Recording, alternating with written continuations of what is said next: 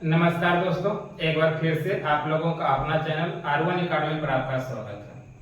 आज हम लेकर आए हैं क्लास 10th का सामाजिक विज्ञान।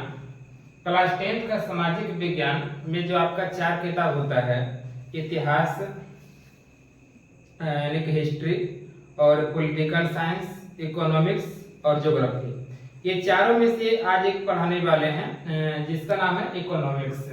इकोनॉमिक्स यानी हिंदी में कहते हैं अर्थशास्त्र। तो आज हम पढ़ेंगे अर्थशास्त्र के बारे में। किसके बारे में? अर्थशास्त्र, यानी क्लास 10th का अर्थशास्त्र को देखेंगे। तो पहली बात है कि अर्थशास्त्र क्या होता है। पहली बात है कि अर्थशास्त्र, कौन शास्त्र? अर्थशास्त्र। अर्थशास्त्र क्या है? तो पहले ही बोले हैं वो कि अर्थशास्त्र क्या है। तो बस अर्थशास्त्र को इंग्लिश में इकोनॉमिक्स कहते हैं। पहली बात है, इंग्लिश में क्या कहते हैं? इकोनॉमिक्स। अर्थशास्त्र कहाँ से आया है? तो सामाजिक विज्ञान। क्योंकि सामाजिक विज्ञान जो है, सामाजिक विज्ञान के 4 भागों में बांटा है। सामाजिक विज्ञान को कितने भागों में? 4 भागों में बांटा है। आपका हिस्ट्री हो गया, पॉलिटिकल साइंस हो गया, इकोनॉमिक्स हो गया, ज्योग्राफी हो गया। ये चारों कहाँ से आया? सामाजिक विज्ञान से आया कि नहीं आया? उसी में से जो आपका अर्थशास्त्र, जो इकोनॉमिक्स है, ये भी सामाजिक विज्ञान से ही आया है। कहाँ से आया? सामाजिक विज्ञान से। इसको बोल सकते हैं ना कि जो अर्थशास्त्र है वो सामाजिक विज्ञान की शाखा है कि नहीं? क्योंकि सामाजिक विज्ञान से जुड़ा है, सामाजिक विज्ञान से आया है। तो बोल सकते हैं ना कि अर्थशास्त्र जो है सामाजिक विज्ञान की शाखा है। किसकी शाखा है? सामाजिक विज्ञान की शाखा है। तो बोलेंगे सामाजिक विज्ञान की वह शाखा, सामाजिक विज्ञान की वह शाखा जिसके अंतर्गत, सामाजिक विज्ञान की वह शाखा जिसके अंतर्गत, सामाजिक विज्ञान की वह शाखा जिसके अंतर्गत वस्तुओं एवं सेवाएं, वस्तुएं एवं सेवाएं, यानी कि जो वस्तु आपका है तो वस्तुओं एवं सेवाओं,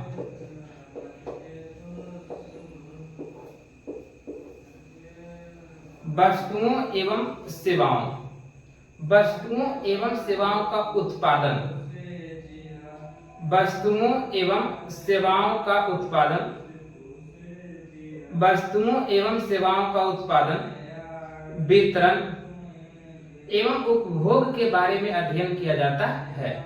उसे क्या कहते हैं? अर्थशास्त्र कहते हैं। क्या कहते हैं? अर्थशास्त्र। यहाँ 3 चीज बोले हैं। पहला चीज बोले हैं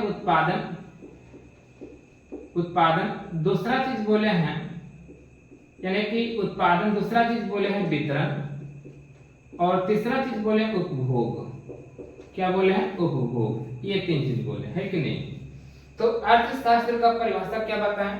तो सामाजिक विज्ञान की वह शाखा, सामाजिक विज्ञान की वह शाखा जिसके अंतर्गत, सामाजिक विज्ञान की वह शाखा जिसके अंतर्गत वस्तुओं एवं सेवाएं, वस्तु तो पता आपको कि जितना भी आपको, यानी कि जितना भी आपके आसपास से नजर आता है सारा क्या है? वस्तु है। तो वस्तु एवं सेवाएं, वस्तु एवं सेवाएं, सेवाएं जैसे क्या? आपका बस हो गया तो आपका सेवा करता है, डॉक्टर हो गया सेवा करता है, ये सब सेवा करता है ना। तो वस्तुओं एवं सेवाएं, वस्तुओं एवं सेवाएं का उत्पादन, वस्तुओं एवं सेवाओं का जो उत्पादन होता है, जो उसको बनाता, निर्माण करता है। तो वस्तुओं एवं सेवाओं का उत्पादन, वितरण, वितरण कहने का मतलब क्या होता है? बंटवारा। तो वस्तु का बंटवारा होता है, सेवाओं का बंटवारा होता है। तो वस्तुओं एवं सेवाओं का उत्पादन, वितरण एवं उपभोग। उपभोग कहने का मतलब होता है कि उपयोग करना। उपभोग कहने का मतलब होता है कि उपयोग करना। क्या करना? उपयोग करना। तो वस्तुओं एवं सेवाओं का उत्पादन, वितरण एवं उपभोग करना ही क्या कहलाता है? अर्थशास्त्र कहलाता है। क्या कहलाता है? अर्थशास्त्र।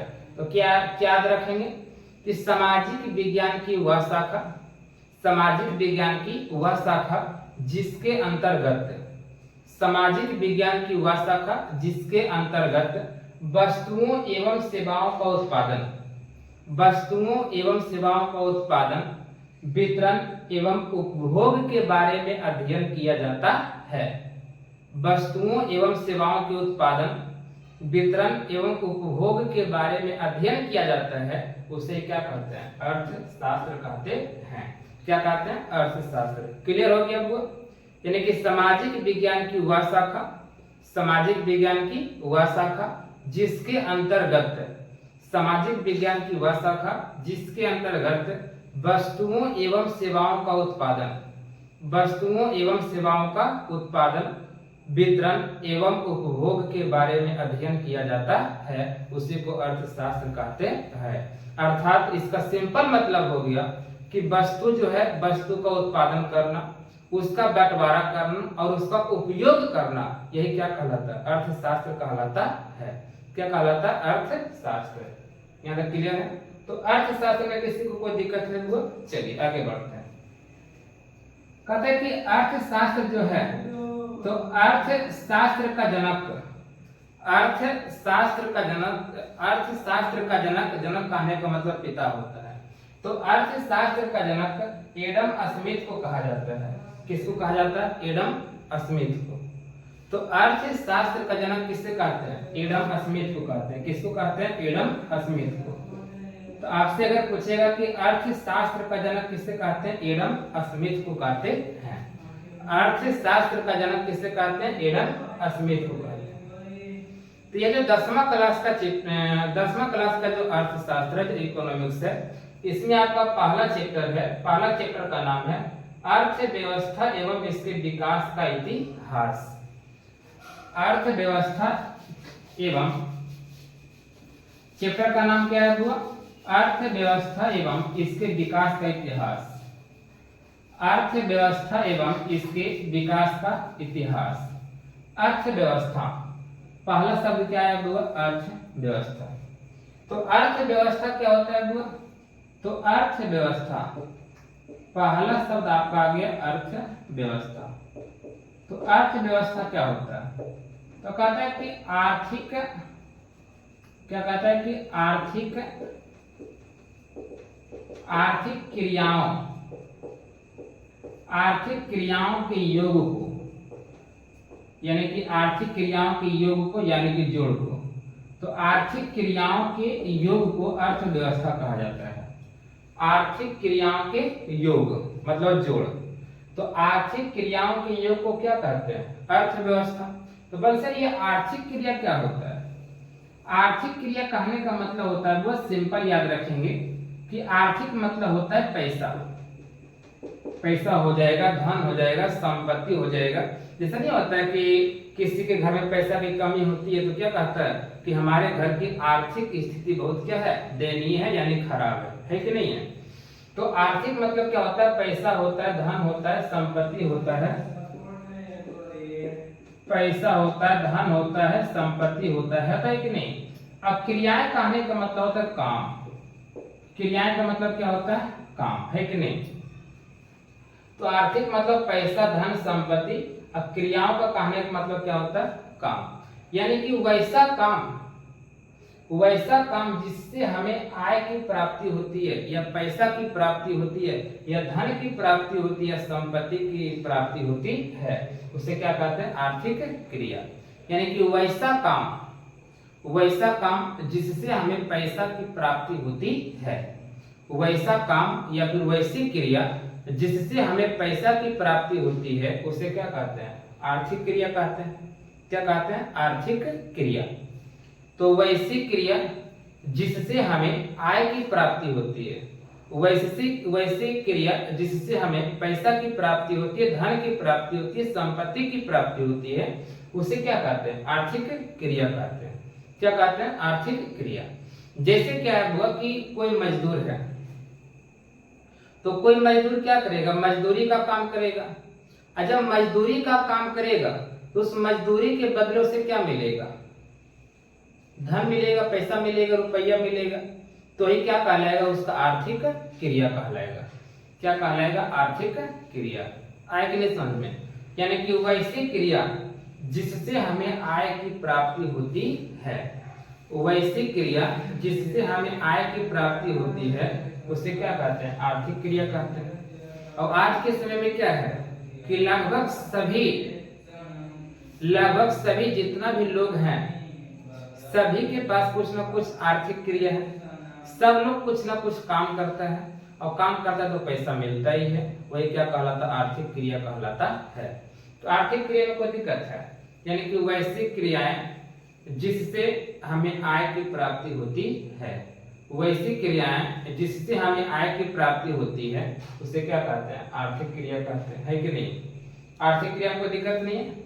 तो आर्थिक क्रियाओं के योग को मतलब कि जोड़ के, आर्थिक क्रियाओं के योग मतलब जोड़, तो आर्थिक क्रियाओं के योग को क्या कहते हैं, अर्थव्यवस्था।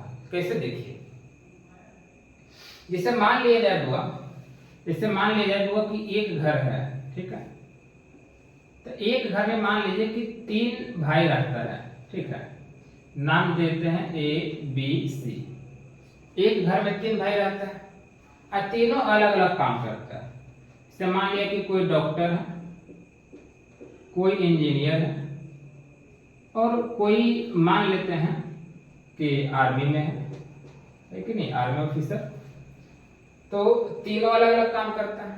तो तीनों अलग अलग काम करता है, तीनों का सैलरी क्या है, आय अलग अलग है। इसका कुछ आय होगा, मान लो कि इसका कुछ आय होगा, इसका कुछ आय होगा, इसका कुछ अलग आय होगा, है कि नहीं, कुछ अलग आय होगा। तीनों का आय क्या है, अलग अलग, है कि नहीं। तो अगर सिर्फ डॉक्टर से यानी कि जो ए भाई है उससे पूछेगा कि आपकी आर्थिक क्रिया कितनी है, मतलब आपकी आय कितनी है, तो 1000 जो रहेगा बताएगा। इंजीनियर वाला से पूछेगा कितना है, तो उसका जो रहेगा आय वो बताएगा।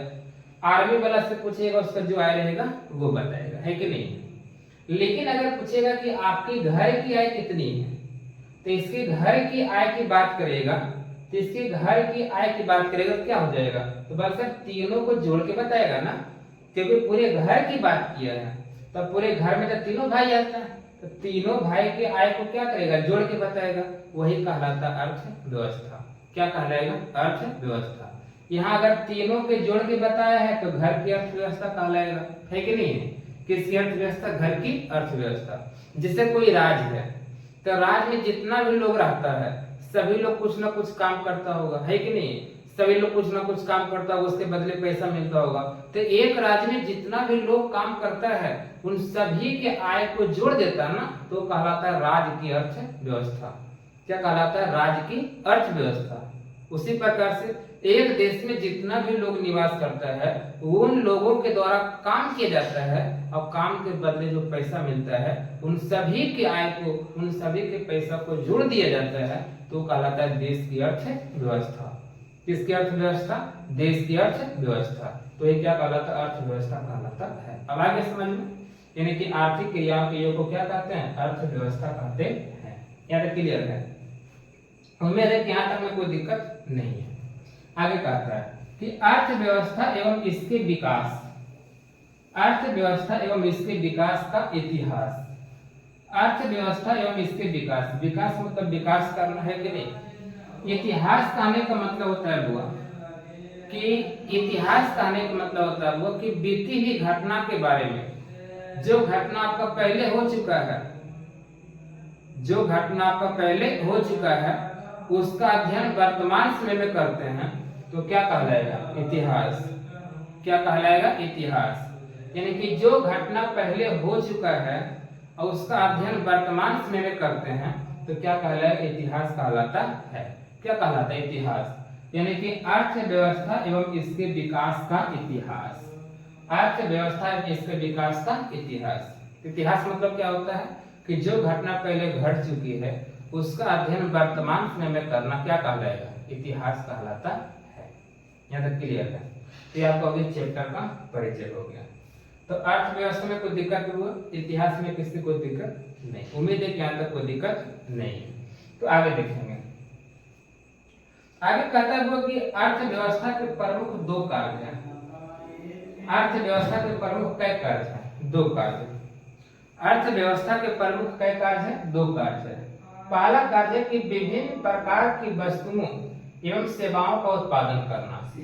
तो पहले बता चुके हैं कि अर्थव्यवस्था का प्रमुख कई कार्य है, 2 कार्य है। पहला कार्य है कि विभिन्न प्रकार की वस्तु, यानी कि जो अलग अलग वस्तु होता है उन वस्तुओं का उत्पादन करना। क्या करना, उत्पादन करना, और सेवाओं का भी उत्पादन करना।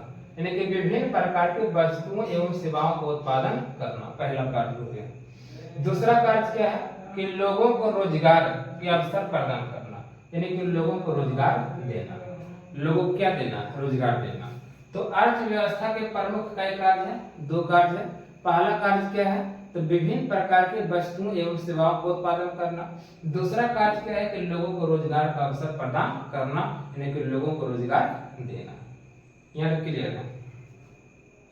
अब क्या हुआ कि जो अर्थव्यवस्था है, अर्थव्यवस्था के बारे में कई सारे अर्थशास्त्री जो है अपना अलग अलग विचार दिए हैं। जो अर्थव्यवस्था का अर्थ होता है, जो अर्थव्यवस्था का परिभाषा होता है, उसके यानी कि उसके संदर्भ में अलग अलग जो अर्थशास्त्री हैं अपना अपना अलग अलग मत रखे हैं, अपना अलग अलग विचार दिए, अपना अलग अलग परिभाषा दिए हैं। उसी में से एक अर्थशास्त्री आते हैं जिनका नाम है आर्थर लेविस। क्या नाम है? Arthur Lewis. तो आर्थर लेविस के अनुसार समझेंगे कि अर्थव्यवस्था का अर्थ क्या होता है। किसके अनुसार? Arthur Lewis. तो आर्थर लेविस अर्थशास्त्री है। तो आर्थर लेविस के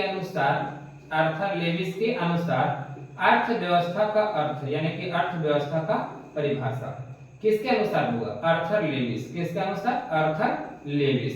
तो आर्थर लेविस के अनुसार अर्थव्यवस्था का अर्थ यानी कि अर्थव्यवस्था का परिभाषा, अर्थव्यवस्था का परिभाषा।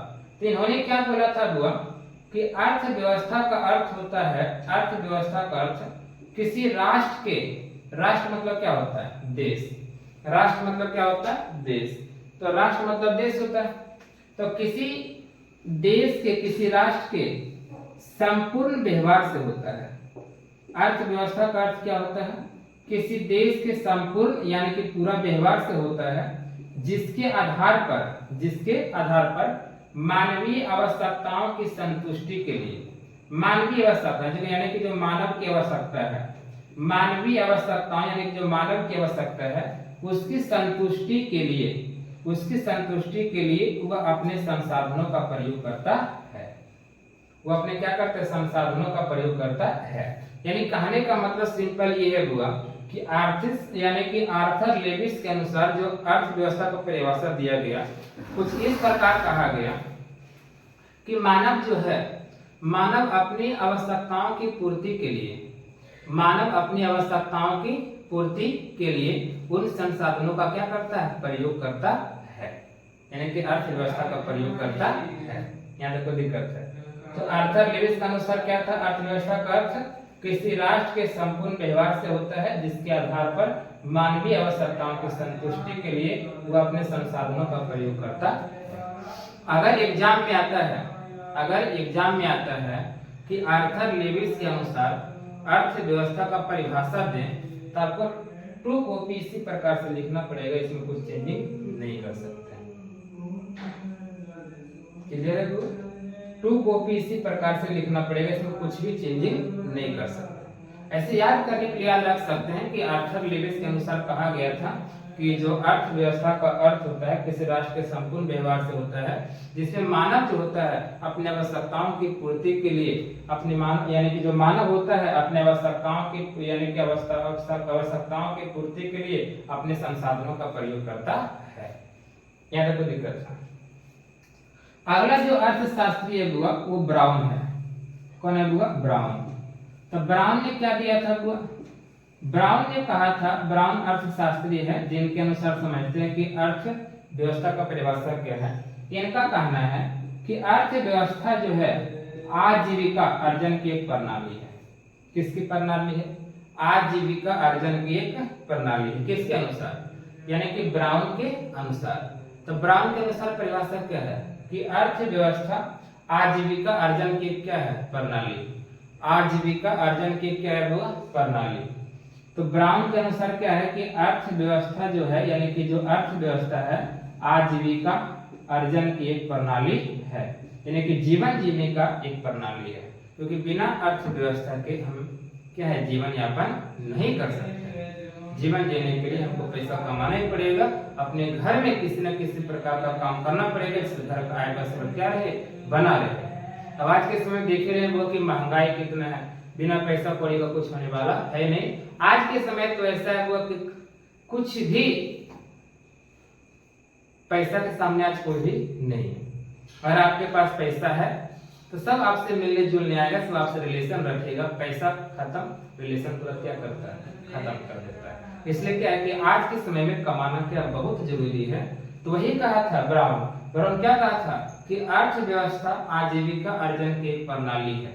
मतलब कि जीवन जीने के लिए, आजीवन जीने के लिए आपको यानी कि अर्थव्यवस्था की आवश्यकता पड़ेगी, पैसे की आवश्यकता पड़ेगी। क्लियर है? तो आज के लिए इतना ही, फिर कल से आपका आगे चलेगा। जय हिंद, जय भारत।